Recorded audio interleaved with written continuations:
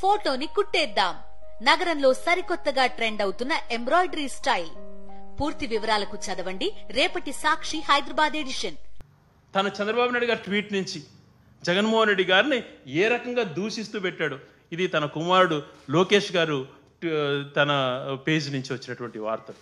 ఇటువంటి ఘోరాతి ఘోరమైనటువంటి అసభ్యకరమైనటువంటి పోస్టులు వాళ్ళు పెట్టి ఈరోజు మాట్లాడుతున్నాడు. మరి ఇది అచ్చెన్నాయుడు గారు ఇటువంటి పోస్టింగ్లు పెట్టారు. స్వయాన హోంమంత్రి అనిత గారు పెట్టినటువంటి పోస్టింగ్స్ తన పేజీల నుంచి. వీళ్ళు ఈరోజు నీతులు చెప్తుంటే ఈరోజు జగన్మోహన్ రెడ్డి గారిని క్యారెక్టర్ అసాసినేట్ చేయడం కోసం వాళ్ళు పనుతూ డైరెక్ట్గా వాళ్ళ అకౌంట్ల నుంచే పెట్టినటువంటివి ఇవన్నీ కూడా. ఇంత దారుణాలు చేస్తూ వైసీపీకి సంబంధించినటువంటి మాట్లాడుతూ మేము మహిళలను అసభ్యకరంగా చేస్తున్నామని మాట్లాడుతాం. మేము మహిళలు ఒకవేళ మా పార్టీ నుంచి ఎవరన్నా అసభ్యకరమైనటువంటి పోస్టులు పెడితే వాళ్ళపై చర్యలు తీసుకోమనే చెప్తున్నాం. మేము కూడా చెప్తున్నాం క్లియర్గా, పాలసీ మ్యాటర్గానే ఉండాలి విమర్శలు. వ్యక్తిగతంగా వెళ్ళి మహిళలను కించపరిచే విధంగా కానీ ఇంకొక రకంగా కూడా చేయకూడదు అంటుండేది మా ఇంటెన్షన్ కూడా. మరి మీ వైపు నుంచి మీరేం చేశారు? వైసీపీ వాళ్ళ పేరుతో ఈరోజు వర రవీందర్ రెడ్డి గురించి మాట్లాడుతున్నాడు. ఆయన పేరుతో మీ ఆఫీస్లోనే క్రియేట్ చేసే అకౌంట్స్ మీరు మహిళలపైన అసభ్యకరమైనటువంటి పోస్టింగ్లు పెట్టి ఆ నెపం వైసీపీ పైన నెట్టడం, ఇది నీ కుట్రలో భాగం. ఇలాంటివి అనేకమైనటువంటి చేసావు.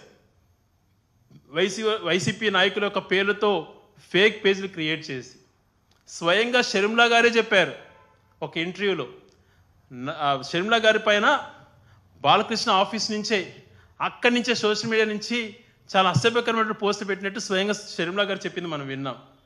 ఇవన్నీ తను చేస్తూ తనేదో నీతిమంతుడైనట్టుగా తను మాట్లాడుతుండడం నిజంగా ఆశ్చర్యం కలిగిస్తుంది.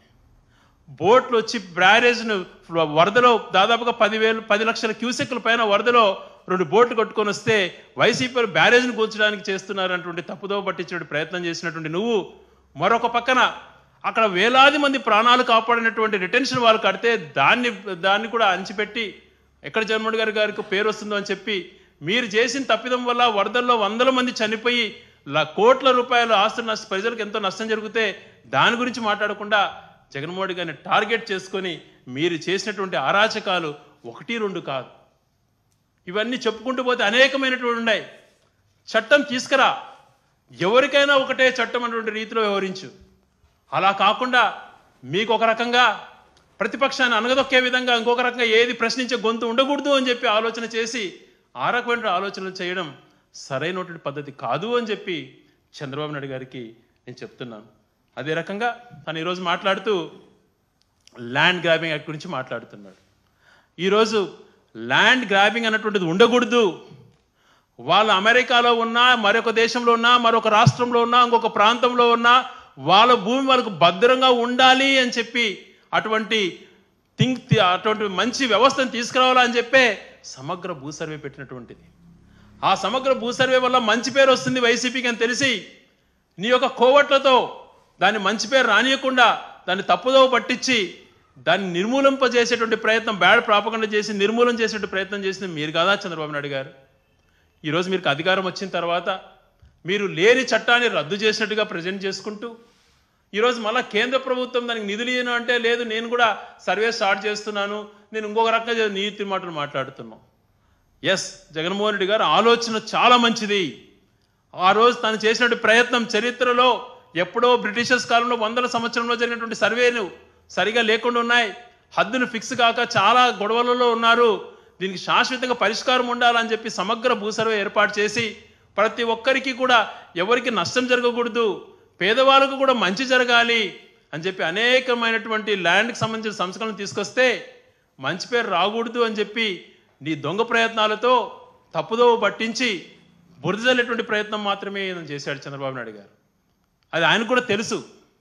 కానీ తన వ్యక్తిగతం కోసం అవతల వాళ్ళపైన ఏ నెపమైనా నెట్టడానికి సిద్ధపడేటువంటి చంద్రబాబు నాయుడు గారు ఒకటే ఆలోచన చేసుకోవాలి, ఇటువంటి దొంగ ఆలోచనలు మానుకో. చేసే ఏ కార్యక్రమం చేపట్టినా జగన్మోహన్ గారు మంచి చేయాలని చెప్పే. ఆ రోజు అవినీతికి తెర ఉండకూడదు, ఏ పని చేసినా మంచిగా ప్రజలకు మంచిగా ఉండాలి అని చెప్పి మొబిలైజేషన్ అడ్వాన్స్ కాకుండా పని చేసినాక బిల్లులు ఇవ్వాలని చెప్తే ఈరోజు దాన్ని తీసేసావు. అవినీతిని ఈజీ చేసుకోవడానికి ప్రయత్నం భాగం కాదా?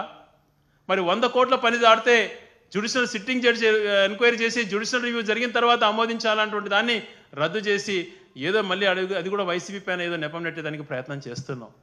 మంచి పనులు చేసినప్పుడు మంచి అను చంద్రబాబు నాయుడు గారు, అంత ద్వేషం ఉండకూడదు. ప్రజా జీవితంలో సుదీర్ఘంగా ఉన్నాను అని అంటావు.